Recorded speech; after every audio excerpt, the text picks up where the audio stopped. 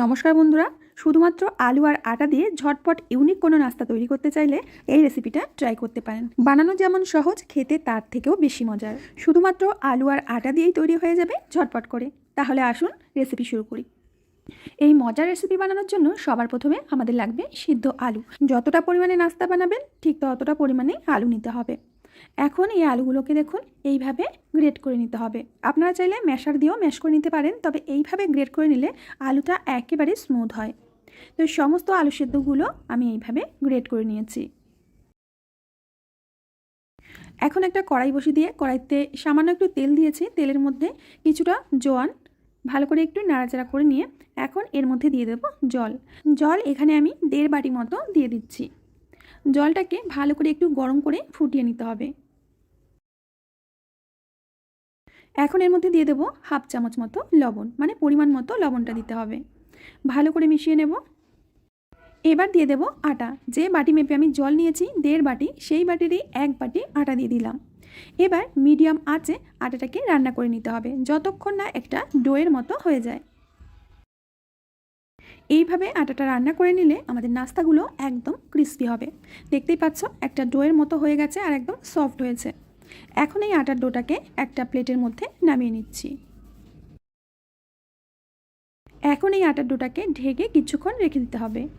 একটা ফ্রাইং প্যানের মধ্যে নিয়ে নেব 2 চামচ মতো তেল। তেলটা ভালো করে গরম করে নিয়ে দিয়ে দেবো এর মধ্যে 1/2 চামচ মতো জিরে, কিছুটা গোটা ধনে একটু ভেঙে নিয়েছি, আর দিয়ে দেবো 1/2 চামচ মতো মৌরি। সব কিছুকে একটু হালকা করে ভেজে নিতে হবে। এবার দিয়ে দেবো 1 চামচ ধনে পাউডার, আর দিয়ে দেবো 1 চামচ রেড চিলি পাউডার। এখন গুঁড়ো মশলাগুলো হালকা করে ভেজে নেব। এই সময় গ্যাসের আঁচটাকে কিন্তু লো করে রাখবে, নাহলে গুঁড়ো মশলা পুড়ে যাবে। তো একটু হালকা করে আমি কষে নিয়েছি। এবার দিয়ে দেবো আগে থেকে ম্যাশ করে রাখা সিদ্ধ আলু। একদম হালকা সিম্পল কিছু মশলায় আমাদের স্টাফিংটা তৈরি করব। প্রথমে আমি গুঁড়ো মশলার সাথে মিশিয়ে নিচ্ছি। ভালো করে মিশিয়ে নেওয়ার পর এর মধ্যে আমরা মাত্র 2 থেকে 3টি উপকরণ মেশাবো। দিয়ে দেবো অল্প কিছু পরিমাণে ধনেপাতা কুচি, আর দিয়ে দেবো কাঁচা লঙ্কা কুচি। সাথেই দিয়ে দেবো অল্প একটু ফ্রোজেন করা মটরশুঁটি। এই মটরশুঁটিগুলো আমি বাড়িতে স্টোর করেছি সারা বছরের জন্য। রেসিপিটা যদি না দেখে থাকো দেখে নিও, আশা করছি তোমাদের উপকারেই আসবে। তো সমস্ত কিছু খুব ভালো করে মিশিয়ে নেওয়ার পর 1 চামচ মতো চাট মশলা, আর দিয়ে দেবো পরিমাণ মতো লবণ। লবণটা আমি আগে দিতে ভুলে গেছিলাম, তো লবণটা দিয়ে খুব ভালো করে মিশিয়ে নেব। আলুর পুরো আমাদের রেডি হয়ে গেছে। এখন একটা বাটির মধ্যে আমি কিছুটা ময়দা, অল্প একটু কালো জিরে আর কিছুটা চিলি ফ্লেক্স দিয়ে দিচ্ছি, অল্প একটু ধনেপাতা কুচি। এখন সমস্ত কিছুর একটা ব্যাটার তৈরি করে নিতে হবে। ব্যাটারটা না ঘন হবে না পাতলা হবে, আর অল্প অল্প জল দিয়েই কিন্তু ব্যাটারটা তৈরি করবে, একসাথে জল দিতে যাবে না। তো আমি আরও একটু জল দিয়ে ভালো করে ফেটিয়ে ব্যাটারটা তৈরি করে নিচ্ছি। এদিকে আমাদের আটাটা ঠান্ডা হয়ে গেছে। এখন খুব ভালো করে একদম স্মুথ করে ঠেসে ঠেসে মেখে নিতে হবে। এইভাবে যদি আটাটা সিদ্ধ করে নেওয়া হয় নাস্তাগুলো কিন্তু একদম ক্রিস্পি হয়, খেতেও ভালো লাগে। তো বন্ধুরা, তোমরা দেখতে পাচ্ছ আটাটা একদম স্মুথ করে আমি মেখে নিয়েছি। এখান থেকে বেশি করে একটু ডো নিয়ে নেব। এবার এই ডোটাকে বড় করে একটা রুটি বেলে নিতে হবে।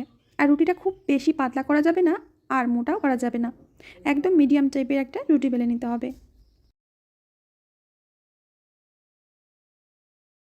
এখন একটা স্টিলের বাটি দিয়ে আমি ছোট ছোট লুচির মতো করে কেটে নেব, যাতে প্রত্যেকটি নাস্তা আমার দেখতে একই রকম হয়।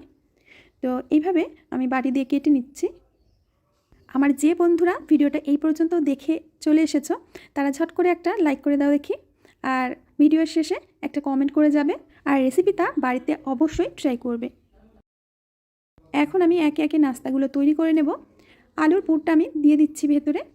তারপর এইভাবে হালকা করে চাপ দিলেই দেখবে যে খুব সুন্দরভাবে লেগে যাচ্ছে, এতে আর কোনো জল ব্যবহার করা লাগবে না। তো একদম সুন্দর চেপে চেপে আমি বন্ধ করে দিচ্ছি। একইভাবে আমি আর একটা টিফিন তোমাদের বানিয়ে দেখাচ্ছি। বন্ধুরা, এই টিফিনটা তোমরা বাড়িতে অবশ্যই ট্রাই করবে। এটা খেতে কিন্তু দুর্দান্ত স্বাদের হয়।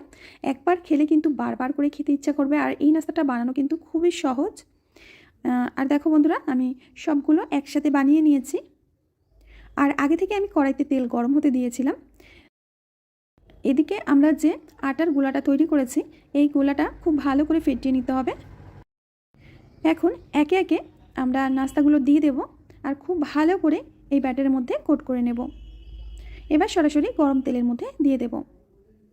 তেলটা অবশ্যই মিডিয়াম টু হাই ফ্লেমে গরম করে নেবে। অনেকগুলো নাস্তা আমি একসাথে দিয়ে দিয়েছি। একটা পাশ যখন একটু হয়ে আসবে তখন উল্টে দিতে হবে।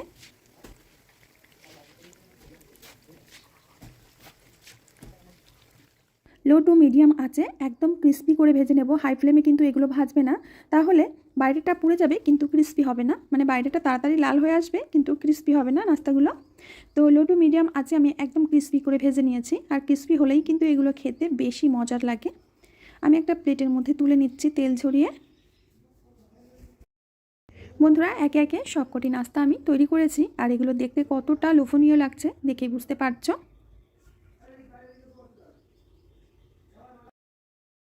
তো না বন্ধুরা, তৈরি হয়ে গেছে আটা আর আলু দিয়ে ঝটপট সহজ একটি নাস্তা, যেটা যে কোনো সময় তোমরা তৈরি করে খেতে পারবে। এটা গরম গরম বানাতে হবে আর পরিবেশন করতে হবে, খেতে কিন্তু দুর্দান্ত টেস্ট। তো বন্ধুরা, আশা করছি আজকের রেসিপিটা তোমাদের ভালো লেগেছে। ভালো লাগলে লাইক কমেন্ট শেয়ার করবে। আমি আজ এখানেই বিদায় নেবো, আবার আসবো নতুন রেসিপি নিয়ে।